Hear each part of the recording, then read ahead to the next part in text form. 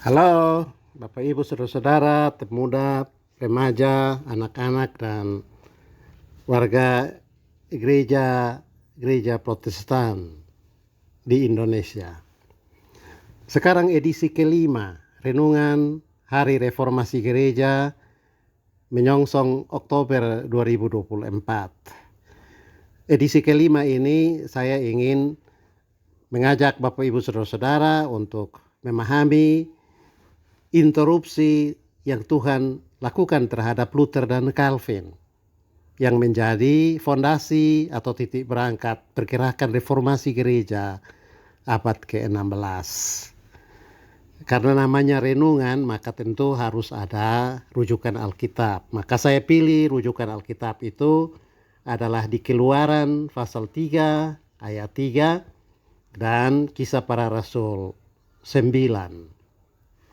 Keluaran 3 ayat 3 bicara tentang interupsi yang terjadi atas Musa, sedangkan di Kisah Rasul pasal 9 itu interupsi yang terjadi dalam diri Saulus yang membuat dia bertobat dan mengubah namanya menjadi Paulus. Nah, terjadinya reformasi gereja abad ke-16 sejatinya adalah sebuah interupsi dari Tuhan. Memang ada beberapa kalangan terutama di lingkungan gereja tua atau gereja Roma Katolik belakangan ini menyebutkan bahwa adanya gereja Protestan itu merupakan bentuk pembusukan parah dalam gereja. Tetapi ada juga pemimpin gereja aliran Protestan yang membalas tuduhan itu dengan menyebutkan bahwa gereja Roma Katolik adalah penyesatan terbesar. Tentu saling tuduh dan mempersalahkan ini buruk bagi pengembangan hubungan ekumenis dalam gereja. Saya menyesalkan sikap saling menuduh dan menjelek-jelekkan itu. Tapi saya tidak akan masuk dalam polemik itu.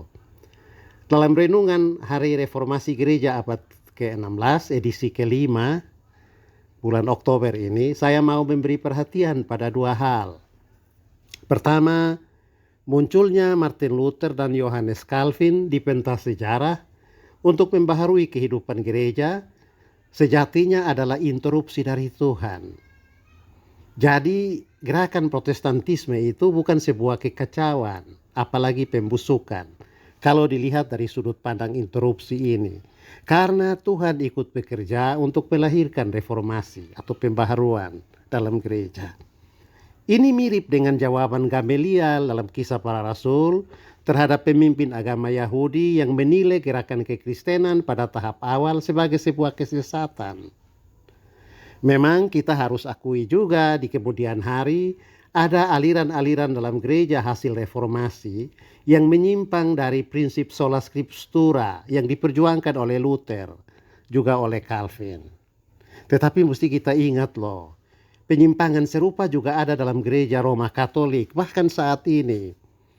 Dan kalau mau dilihat seperti yang terjadi dalam ekskomunikasi terhadap Uskup Agung Vigano yang penuh dengan kontroversi. Hal kedua yang ingin saya tunjukkan dalam renungan ini, yaitu kalau Tuhan menjadi subjek dari interupsi terhadap Luther dan Calvin, itu artinya reformasi gereja abad ke-16 bukan sebuah kekacauan.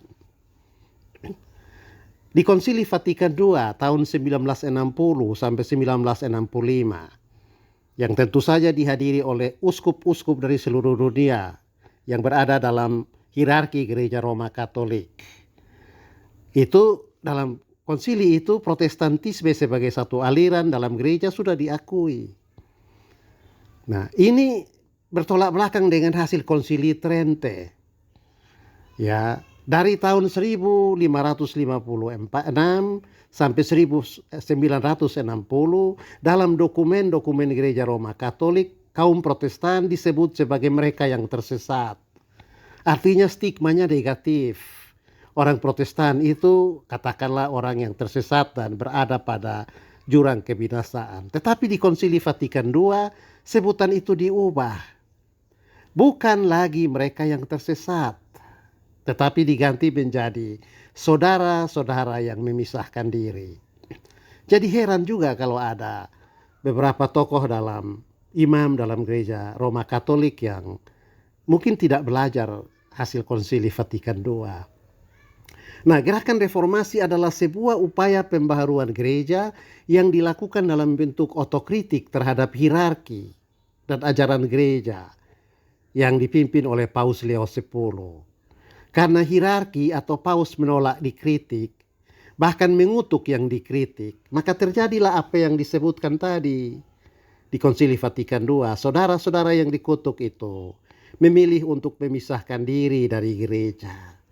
Dan pemisahan diri itu bermula dari adanya interupsi terhadap tokoh-tokoh pergerakan reformasi abad ke-16.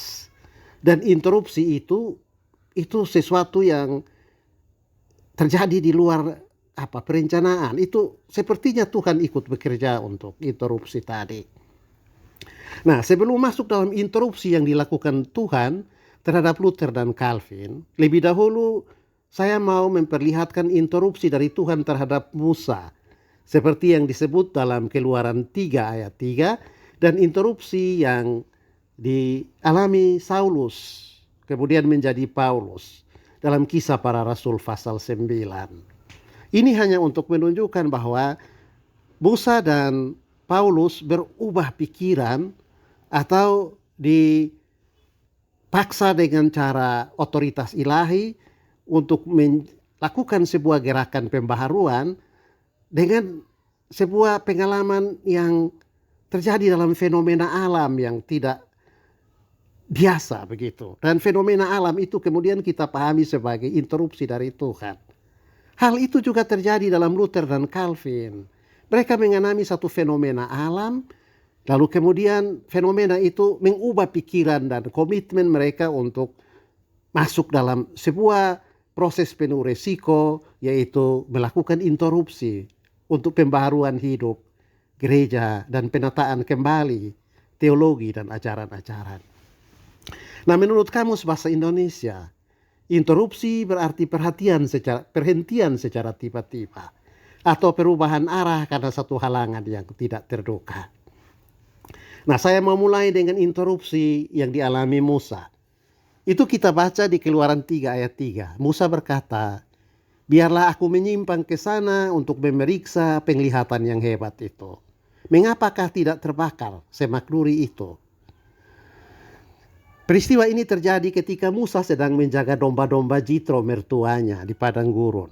Di kejauhan dia melihat ada semak yang terbakar api, tetapi semak itu tidak hangus.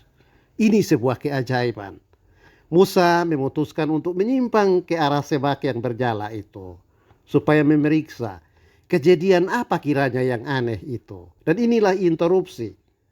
Dalam perjumpaan dekat dengan semak itu, Musa diperintahkan oleh Tuhan untuk pulang ke Mesir dan memimpin orang Israel keluar dari perbudakan. Tentang Paulus kita baca dia berangkat dari Yerusalem ke Damsyik dengan membawa surat kuasa dari majelis-majelis Yahudi untuk melakukan penganiayaan terhadap pengikut Yesus. Dan sebelum masuk kota Damsyik, Paulus mengalami satu keajaiban alam. Petir halilintar menyerang dia, dan karena itu dia jatuh, tersungkur, lalu ada suara yang dia dengar, lalu kemudian Paulus mengalami buta selama 3 hari. Dan ini menjadi peristiwa yang mengubah hidup Paulus. Musa dan Paulus mengalami satu kejadian interupsi yang berhubungan dengan gejala atau fenomena alam. Dan itu nanti dialami juga oleh Luther dan Calvin. Nah, lahirnya gerakan reformasi abad ke-16 yang dipelopori oleh Martin Luther, dilanjutkan dengan Calvin sebagai generasi kedua, juga diwarnai oleh interupsi yang serupa. Kalau dalam pengalaman Musa, subjek interupsi adalah Allah untuk mengangkat Musa sebagai pemimpin yang membebaskan Israel dari perbudakan di Mesir, tentu saja Tuhan juga menjadi subjek dari interupsi yang dialami oleh Luther dan Calvin. Yakni agar gereja yang sudah menyimpang jauh dari firman Tuhan dan standar kehidupan moral para imam dalam gereja waktu itu sangat rendah, mengalami perbaikan atau mengalami kembali pemulihan. Interupsi yang dibuat Allah dalam sejarah tidak hanya berlangsung di masa Musa. Di setiap babak sejarah hidup manusia, Allah terus melakukan interupsi. Hendrik Berkhoff, teolog Protestan Belanda, mengatakan, sejarah memiliki beberapa episode yang sering terulang. Nah, Musa mengubah rute perjalanannya. Hasilnya adalah nasib para budak Ibrani memperoleh kemerdekaan.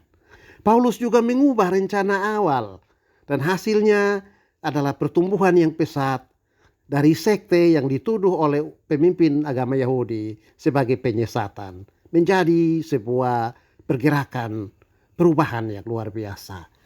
Munculnya reformasi abad ke-16 juga karena interupsi. Nah, berikut ini sebuah hikayat interupsi yang dilakukan Allah terhadap hidup Luther dan Calvin, yang memulai arah baru dari sejarah gereja dan kehidupan umat manusia. Begini, Luther lahir dalam keluarga seorang petani, yang kemudian ayahnya bekerja mencari keberuntungan lain menjadi pekerja tambang batu bara di wilayah Jerman, kerajaan Saksoni. Ayah Luther bernama Hans Luther dan ibunya Margareta Lindemann, seorang ibu rumah tangga, tetapi dari kelas yang cukup terpandang, yaitu bangsawan di kota Eisenach. Sebagai anak tertua dari 8 bersaudara, Hans mengharapkan anak-anaknya menikmati pendidikan yang tinggi agar kelak mendapatkan pekerjaan yang baik dan penghasilan yang cukup untuk hidup yang sedikit sejahtera. Dan karena itu Hans dan Margareta disiplin untuk menabung bagi biaya kuliah si sulung, Martinus Luther. Setelah tamat SD di kota Eisleben, tempat lahirnya, Martinus dikirim ayah dan ibunya ke kota Eisenach, kota kelahiran sang ibu, Margareta Lindemann, untuk bersekolah SMP dan SMA. Di Eisenach, Luther tinggal bersama salah seorang saudara dari ibunya di sebuah rumah yang sampai sekarang masih bisa dikunjungi karena dirawat oleh pemerintah Jerman. Jarak Eisleben dan Eisenach kira-kira 130 sampai 150 km. Dalam usia yang masih sangat muda, Luther berantau demi meraih mimpi cita-cita sang ayah menjadi seorang yang memiliki pekerjaan tetap. Dan seperti kita tahu, Luther di kota perantauan itu harus bekerja keras untuk ikut membantu meringankan biaya pendidikan yang ditanggung oleh ayah dan ibu. Selesai SMA di kota Eisenach, Luther melanjutkan kuliah hukum di kota Erfurt. Karena cita-cita sang ayah agar kelak anaknya menjadi ahli hukum. Di Erfurt, Martinus mengganti namanya, bukan lagi Martinus Luther, tetapi Martinus Luther, supaya terkesan lebih akademis. Tahun kedua kuliah hukum, Martin Luther berkesempatan pulang liburan Natal di kota kelahirannya, Eisleben. Usai liburan, Luther melakukan perjalanan pulang ke kota Erfurt menggunakan kereta kuda. Waktu itu belum ada mobil. Sarana transportasi di Eropa adalah gerobak yang ditarik oleh kuda. Dalam perjalanan datanglah badai, halilintar dan hujan yang sangat deras, persis seperti yang dialami oleh Saulus dalam perjalanan ke Damsyik. Kilat dan guntur menggelegar sangat hebat. Luther merasa kilat dan guntur itu menyerang dirinya. Maka dia berdoa memohon perlindungan dari Santa Ana, orang kudus dalam kepercayaan gereja Katolik waktu itu, sebagai pelindung orang-orang dari guntur dan kilat. Luther berdoa begini, Santa Ana yang baik, selamatkanlah aku dari halilintar dan kilat ini. Kalau aku selamat, aku akan menjadi rahib. Dan interupsi ini terjadi, dicatat oleh seorang sejarawan gereja Roma Katolik namanya Edi Kristianto, OFM. Berlangsung tanggal 2 Juli 1505. Itu artinya 12 tahun sebelum Luther menempelkan 95 dalil di pintu gerbang gereja Wittenberg. Luther akhirnya meninggalkan kuliah hukum dan mendaftar di Ordo Agustin, ordo paling keras dalam disiplin hidup. Luther ingin menjadi imam sesuai janjinya kepada Santa Ana ketika diserang badai dan kilat. Keputusan ini menimbulkan kemarahan besar dari sang ayah Hans. Untuk waktu yang lama hubungan ayah dan anak mengalami kebekuan. Barulah ketika Luther ditabis menjadi imam, hubungan ayah dan anak menjadi cair. Serangan guntur, halilintar dan kilat menjadi sebuah interupsi pada jalan hidup Martin Luther. Pilihannya untuk menjadi imam adalah dasar atau fondasi bagi gerakan reformasi. Sebagai imam, Luther tekun membaca Alkitab, mempelajari ajaran-ajaran gereja, dan itu semua menuntunnya terhadap pemahaman yang benar terhadap teologi dan ajaran. Dan inilah pijakan yang kokoh bagi gerakan reformasi. Tentu saja kita mencatat Tuhan ikut bekerja dalam interupsi terhadap Luther sehingga ia tidak lagi menjadi ahli hukum, tetapi menjadi ahli Alkitab dan mulai merintis gerakan pembaharuan gereja. Nanti di tahun 1522 Luther kembali mengalami interupsi saat dikutuk oleh Kaisar setelah pertemuan di Worms. Dalam perjalanan pulang, Kaisar memerintahkan pasukan pendukung kepausan untuk menculik Luther dan dihabisi. Tetapi kembali sebuah keajaiban. Luther memang diculik, tetapi bukan oleh pasukan Kaisar, tetapi oleh pasukan lain yang bergerak lebih cepat. Supaya Luther jangan dibunuh, tetapi dia disembunyikan di satu kastil, yaitu namanya Kastil Wartburg. Penculikan ini dilakukan untuk melindungi hidup Luther yang pasti akan dibunuh oleh pasukan yang sudah disiapkan Kaisar. Nah, saya akan membahas poin penculikan ini di edisi yang berikut. Johannes Calvin, generasi kedua pergerakan reformasi, juga mengalami interupsi dari Tuhan. Calvin adalah seorang anak pegawai dalam gereja Katolik. Pekerjaan sang ayah hampir sama dengan koster gereja saat ini. Sang ayah juga ingin anaknya menjadi ahli hukum. Maka Calvin dikirim berkuliah di kampus terkenal di kota Paris. Kegemaran Calvin membaca buku-buku teologi abad pertengahan membuat dia bertemu dengan tulisan-tulisan Martin Luther, reformator gereja asal Wittenberg. Calvin bersimpati pada gerakan reformasi dan menjadi pengagum Luther. Maka Calvin mulai menulis buku-buku yang membela ajaran reformasi atau memperdalam pemahaman teologis dari pengajaran Luther. Salah satu buku yang terkenal dari Calvin adalah berjudul Institutio, Pengajaran Agama Kristen. Setelah buku itu terbit tahun 537, waktu itu Calvin baru berumur 29 tahun, dan buku itu dibaca luas oleh anggota gereja. Banyak yang memutuskan keluar dari gereja Roma Katolik dan bergabung menjadi pengikut Luther. Raja Prancis merasa perlu menghentikan perluasan gerakan reformasi di Prancis. Maka Calvin menjadi target penangkapan Raja Prancis.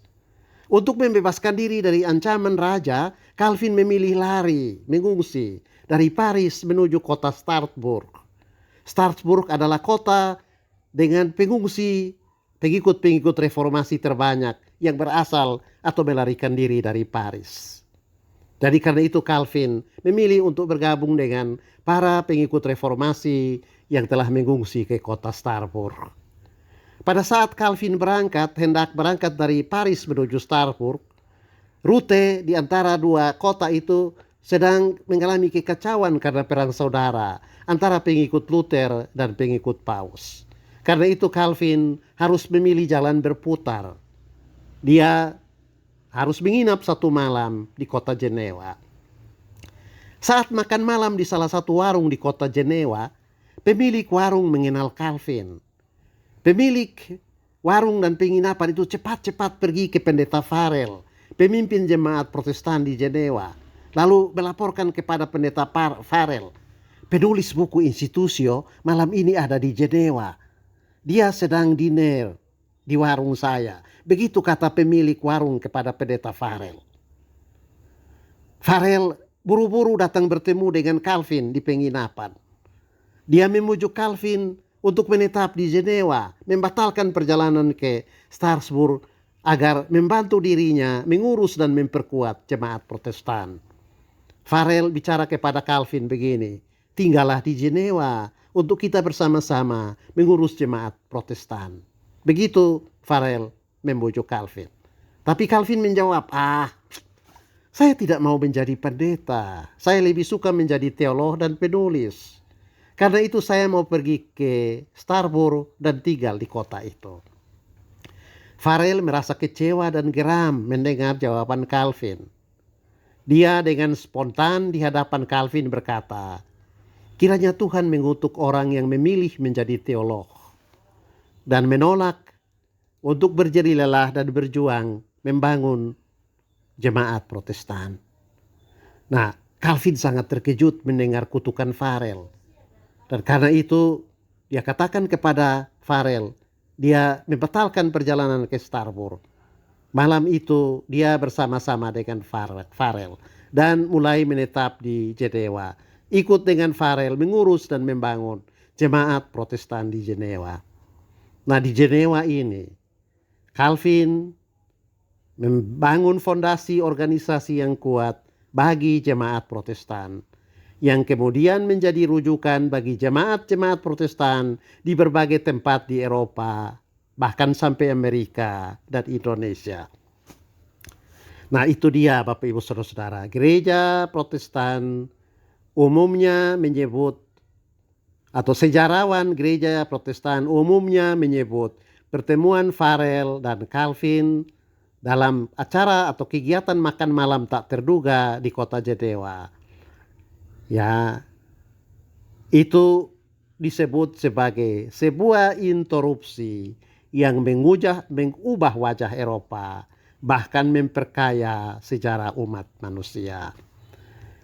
Demikian Bapak Ibu Saudara-saudara, edisi kelima dari Renungan Hari Reformasi abad ke-16. Sampai jumpa di edisi ke-6 dan edisi-edisi yang masih akan menyusul. Salam Reformasi, Ecclesia Reformata, Semper Reformanda.